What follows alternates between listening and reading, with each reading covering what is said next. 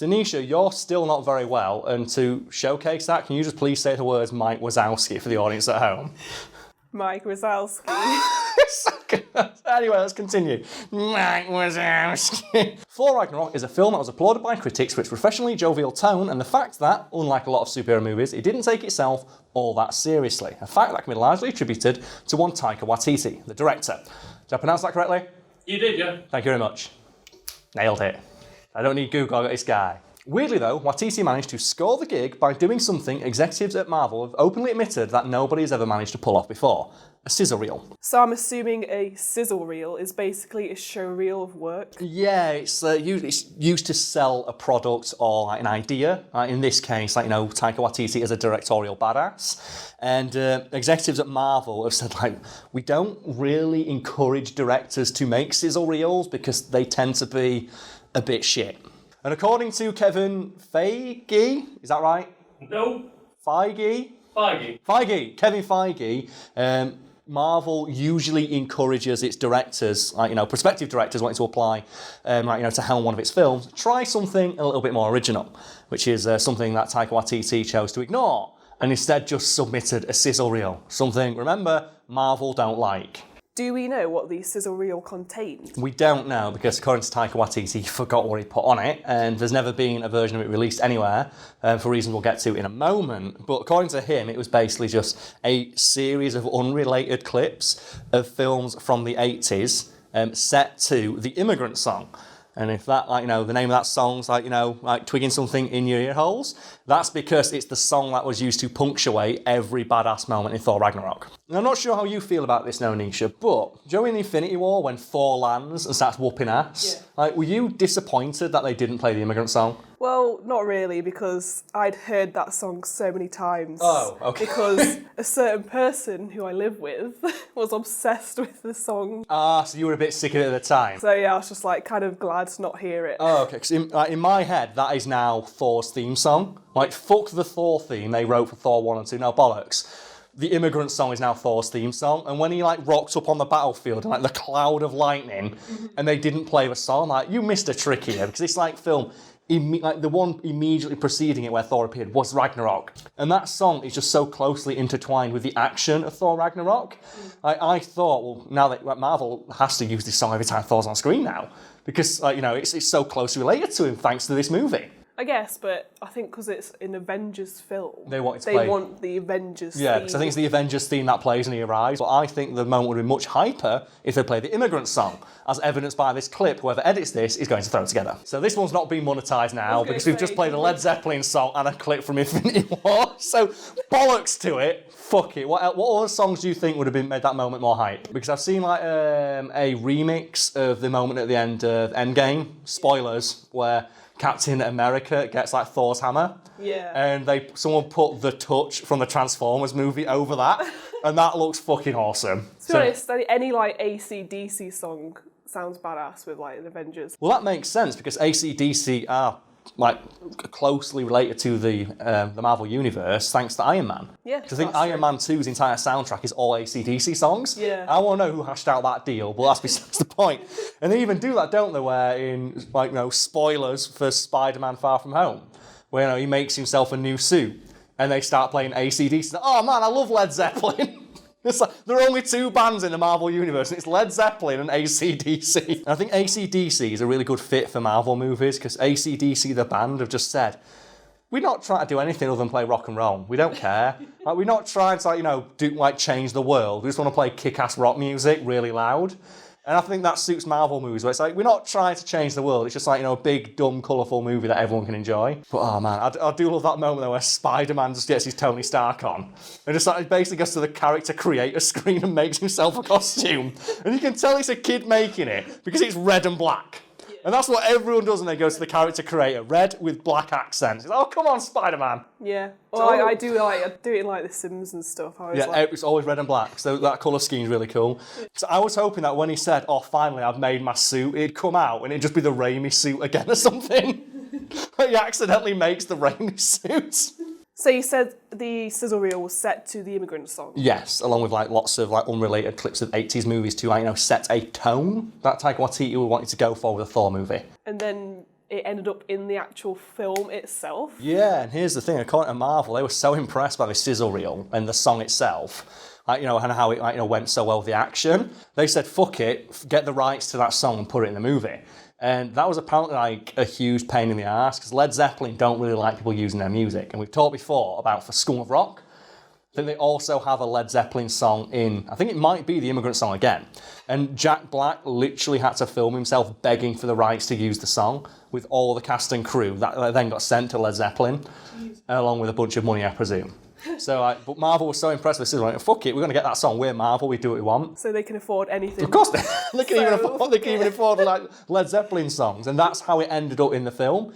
And they were like so impressed by the tone of the sizzle reel, and especially the humour that was contained in it, that they even after they brought Waititi on to direct the film, they got him to punch up the script with more jokes, and then they did something that they don't often do with filmmakers that they let direct their films, because they usually have quite a firm guiding hand when it comes to tone and voice of the film, see Edgar Wright for this one, and that they let him basically have carte blanche with what he wanted to do with the character, and they even allowed him to let Chris Hemsworth improvise a lot of his lines and his jokes. I'd say that's one of my favourite films, because Chris Hemsworth is so funny in that film, along with the other characters as well. And he had shades of that in earlier movies, in the first Thor movie, another, and he throws it down the floor, or what, I want a horse, we only sell dogs, well get me one big enough to ride on. And then I think in Avengers, they have the line of that's my brother you're talking about, and then he's he's adopted. Yeah. He had shit, but not enough. And it turns out that Chris Hemsworth actually wants Thor to be a comedic character. And one of the reasons that he wanted to step away from the role is because they wouldn't let him stretch his comedic chops. And this is what cracks me up. Do you know how they discovered that Chris Hemsworth is actually a pretty good comedian, has really good comedic timing? Ghostbusters. Oh, the 2016 film. You know, a movie that's so painfully unfunny that no fucker watched it in the cinema? He's the receptionist, and he was allowed to, improvise a lot of his lines on that. And they said that's how they discovered that he's actually a pretty good, improvisational comedian. He was the best part of that film. He is, yeah, and he's the best part of Thor Ragnarok as well. And I think Taika Waititi said, to Marvel, I want this film, to showcase Thor at his best, and I want Thor to be the best character in it. And that to me comes across like a backhanded compliment, because it's like saying that, oh yeah, Thor in his other movies wasn't the best part of those movies. Yeah. And I don't think he was. Thor 2, he's basically a wet fish. Kat Dennings stole every scene she was in that movie. I don't really remember the second Thor that well, because one, I didn't watch it as often as the first and the third, and it's not. It's a weak link in the MCU. Yeah. And as well, Thor doesn't really have any good moments in it, except for stuff that Chris Hemsworth improvised, such as when he puts Mjolnir on the coat rack. Yeah. That was improvised by Chris Hemsworth, because they'd done this take 3 or 4 times, and he just did it. And I love the breakdown online saying, yeah, that coat rack's worthy. The coat rack is so worthy. It's the worthiest coat rack in history. This hammer that weighs as much as a fucking sun. All the best moments in those first 2 films are Chris Hemsworth improvising, and Marvel didn't realise up until Taika Waititi set in, you should probably let him do this more, because he's really fucking good at it. I think Loki's quite funny in the third one as well, where he says, oh, I'm not doing get help. Yeah, again, that was just that was Waititi just letting the actors riff off each other. Yeah. Although, I think Loki does have something amazing, I've been falling for 30 minutes. So funny. So good. You could just tell, there's something different about that film, because there's just so many memorable moments that weren't in the originals. You can tell someone else has got a hand in it. And the character just seems so different. He doesn't seem like the same character. If you compare it to Thor 2, where he spends half his time going, and he's actually having fun in this one. I think that's what Waititi wanted. I want the movie to be fun. Thor is inherently a silly character, but that doesn't mean that we can't take that silliness seriously, which seems like a contradiction, but it worked. So you mentioned earlier that we probably wouldn't ever see clips of the scissor reel that was made. You could probably make one yourself, because I'm hoping that while we've been talking, there's been a little fat bar below saying the clips that Taika Waititi remembered from it. We'll never get anything approaching an official version of what Waititi submitted to Marvel as a DVD extra or something like that, because he sheepishly admitted in a Radio Times interview, said, yeah, I sent Marvel a sizzle reel of a bunch of 80s movies that I like, set to the Immigrant Song. Problem was, I didn't have a lot of those films on DVD, so I just went to the Pirate Bay and downloaded them. Oops.